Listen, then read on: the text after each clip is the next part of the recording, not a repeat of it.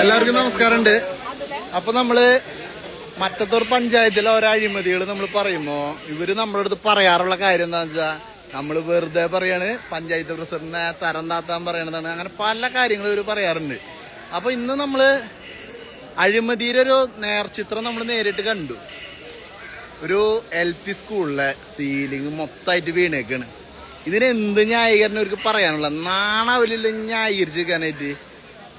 54 ലക്ഷം രൂപ കൊടുത്തിട്ട് പണിതിട്ടൊരു കെട്ടിടമാണിത്. ഈ കെട്ടിടം 54 ലക്ഷം രൂപ മുടക്കിയിട്ട് ഇവർക്ക് ഇത് വാർക്കാൻ പോലും പറ്റിയില്ല. ഇവരെ മിക്ക പ്രൊജക്ടുകളും ഇവർ വാർക്കില്ല. എന്താ സംഭവം എന്ന് വെച്ചാൽ വാർക്കാതിരുന്ന ഇവർക്ക് ഇടയ്ക്കിടയ്ക്ക് സീലിംഗ് വർക്കുകൾ ചെയ്യാം. ഒരു സീലിംഗ് വർക്ക് ഒരു 3-4 കൊല്ലം കഴിയുമ്പോഴേക്കും ഇവരടുത്ത് വീണ്ടും ചെയ്യും.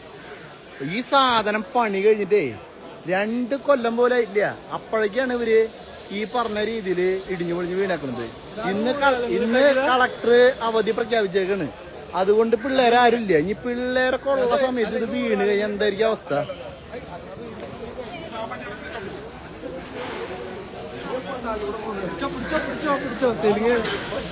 അയ്യേ, ഉദ്ഘാടനം ചെയ്ത് 18/9/2023 ഇത് ഉദ്ഘാടനം ചെയ്തേക്കണത്.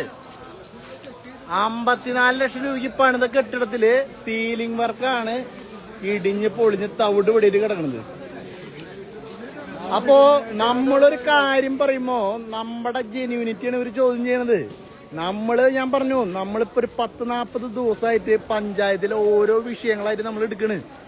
പല കാര്യങ്ങളുടെ തെളിവും നമ്മൾ കൊടുത്തിട്ടുണ്ട്. എന്നിട്ടും ഇവര് ന്യായീകരിച്ച് നിൽക്കണ്. അപ്പോ ഇതൊക്കെ കണ്ടിട്ട് കേരളത്തിലെ ജനങ്ങള് അല്ലെങ്കിൽ മറ്റത്തൂരിലെ ജനങ്ങള് തിരിച്ചറിയണം. ഇവർ ഈ 5 കൊല്ലം കൊണ്ട് ഉണ്ടാക്കിയ കാര്യങ്ങൾ നിങ്ങളൊന്ന് ചോദ്യം ചെയ്യണം. അപ്പോ ഇതൊക്കെയാണ് നമുക്ക് പറയാനുള്ളൂ. ഓക്കെ, എന്തായാലും താങ്ക് യു.